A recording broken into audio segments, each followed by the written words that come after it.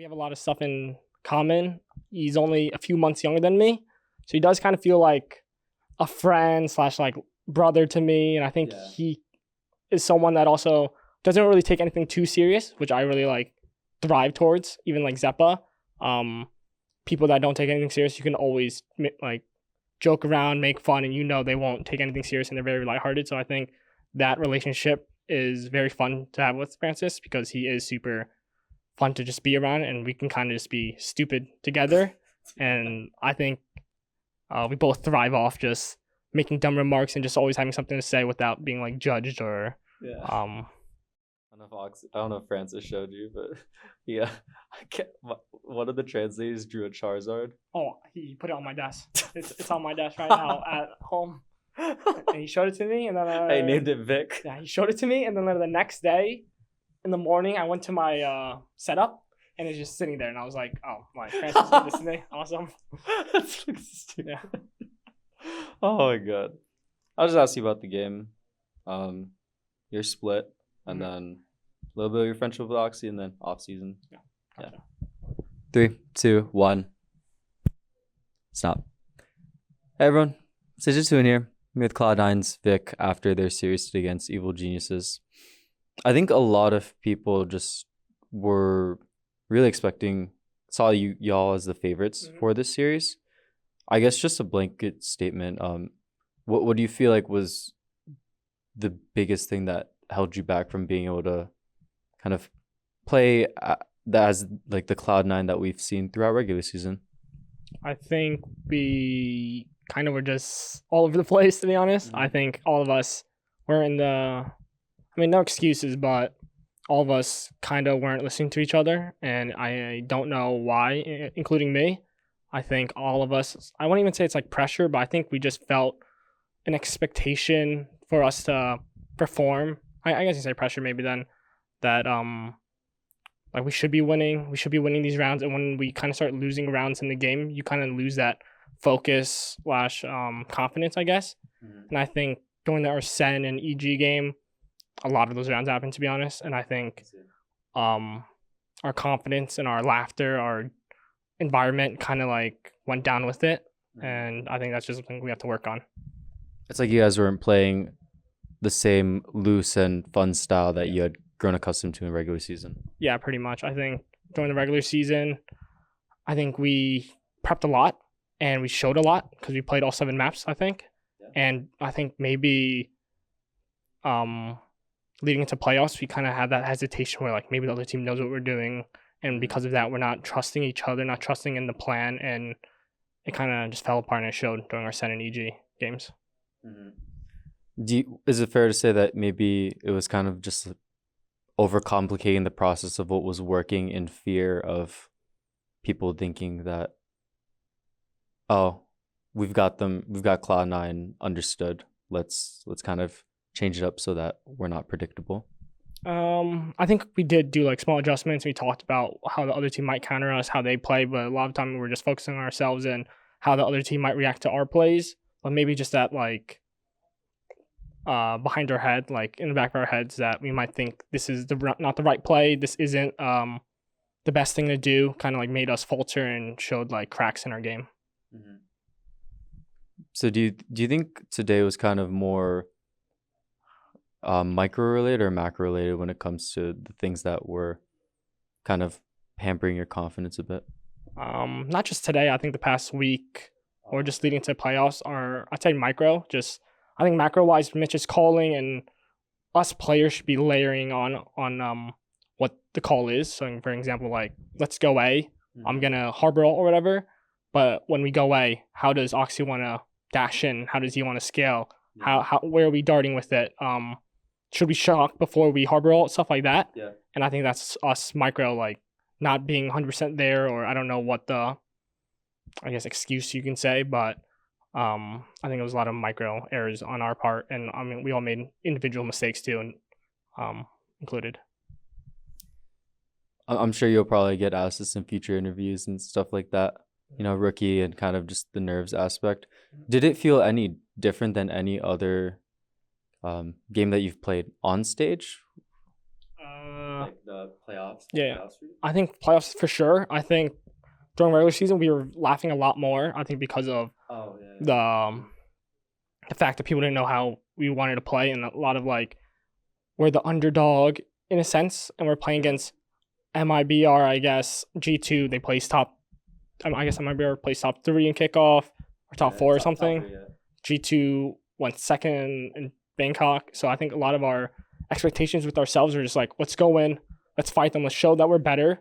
And then once we got to playoffs, we kind of, like I said, we kind of hesitated. We thought, we kind of overthought. I think we aren't listening to each other. We're not really playing together, to be honest.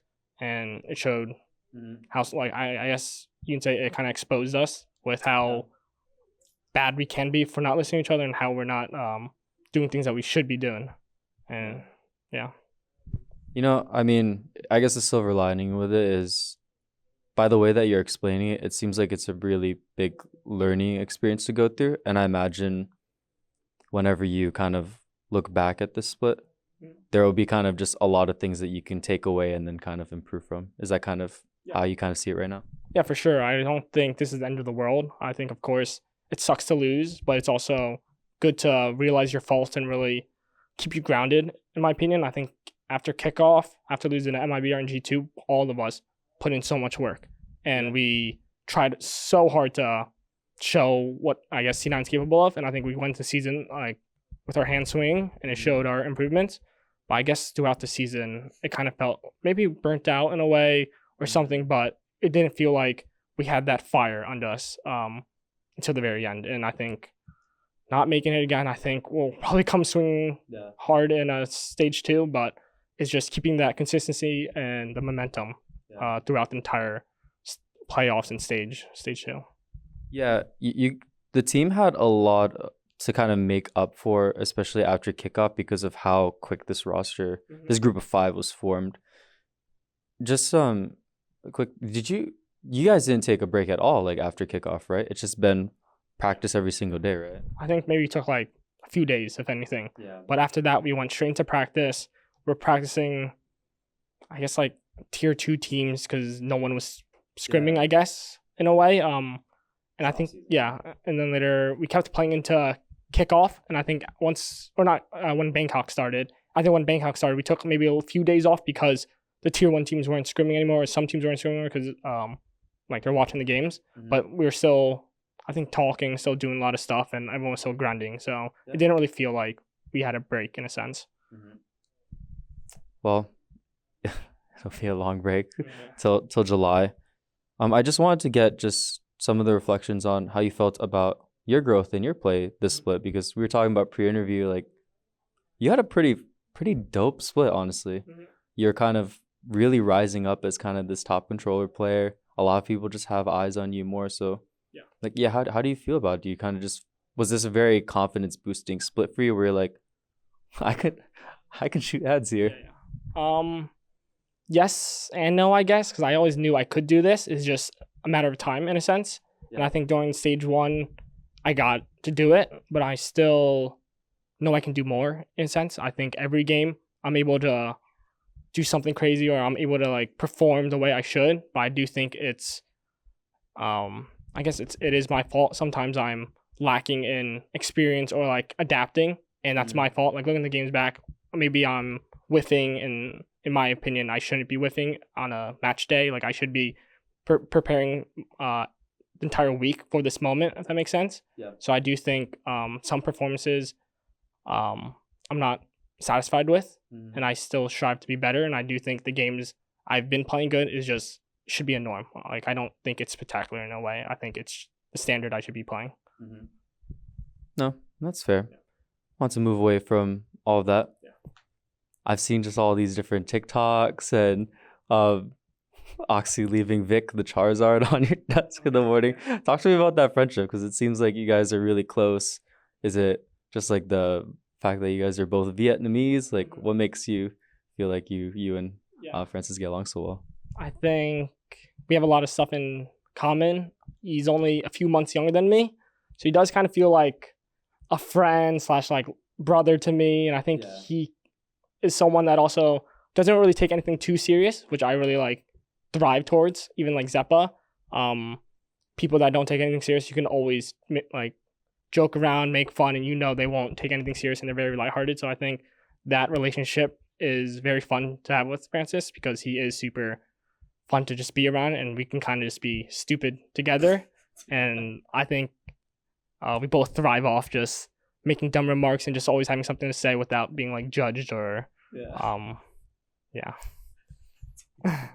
Yeah, the Viet words. Do you have any favorite moments with them so far, or any funny things?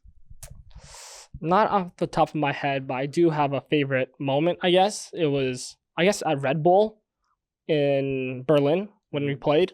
I think seeing Francis really played really well in that tournament, and he was legit like 1v9. And I think watching him I think that's the level he can get, and just seeing him play at that level really inspired me, and just seeing I guess just Francis too. Like, he is such a kind-hearted person, and seeing him thrive and just own everyone puts a smile on my face. So yeah. Any final words, Vic? We'll be back stronger. Thank you for all the support, and it's unfortunate that we lost today, but hopefully we won't disappoint in the future.